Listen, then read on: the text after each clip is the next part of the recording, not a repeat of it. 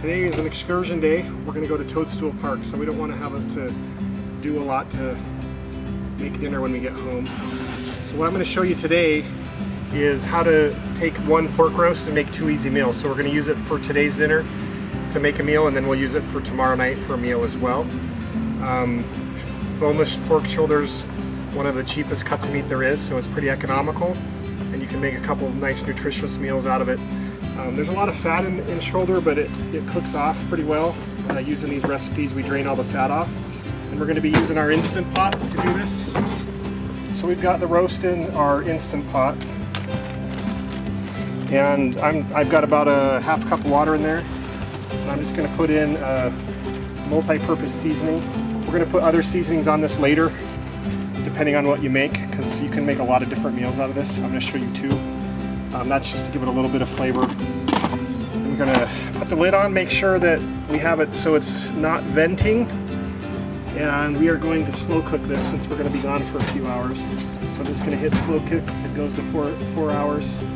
And we'll just let it slow cook. If we were in a hurry and we needed this within an hour, we could hit meat and it would pressure cook it in an hour.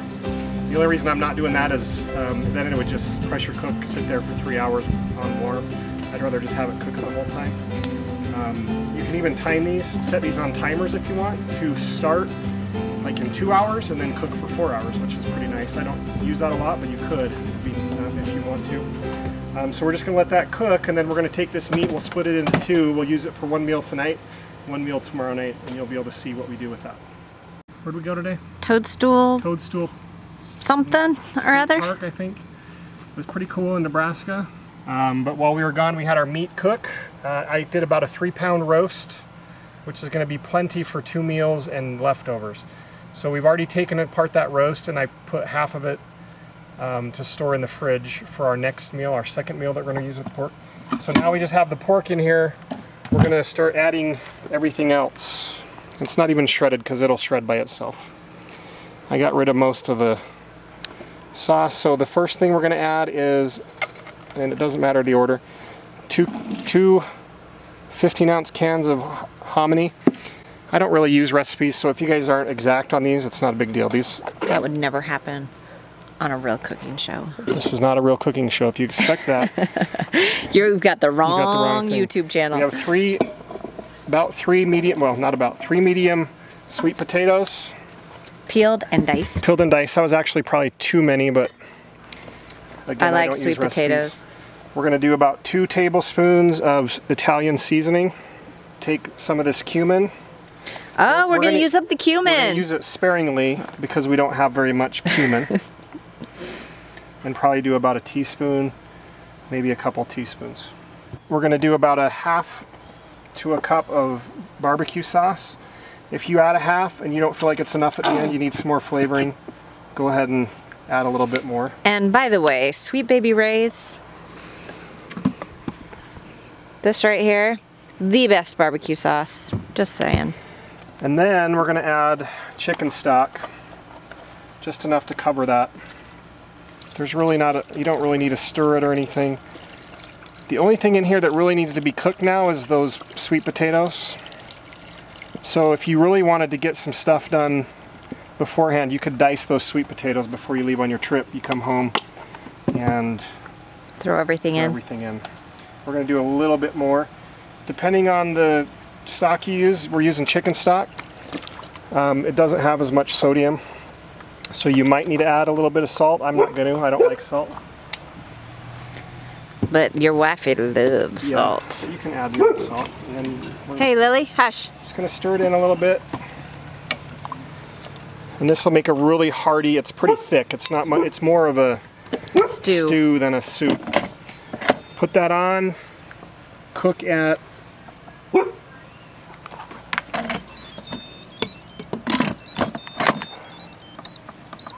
gonna go on to meat stew. Or the main thing that can go wrong on this recipe is you overcook your sweet potatoes. And then they're mushy. And then they're mushy. You want to have some texture. So, okay, I think we're ready to go. We're gonna let off the steam. Sugar, sugar, choo choo. Make sure it's not getting written. Oh, steamed tomatoes.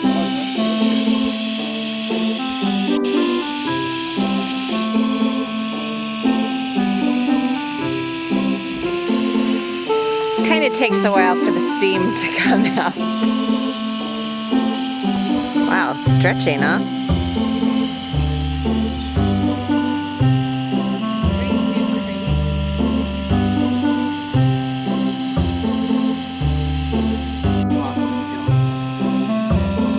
Jada can smell it. She's licking her lips. You already had your dinner.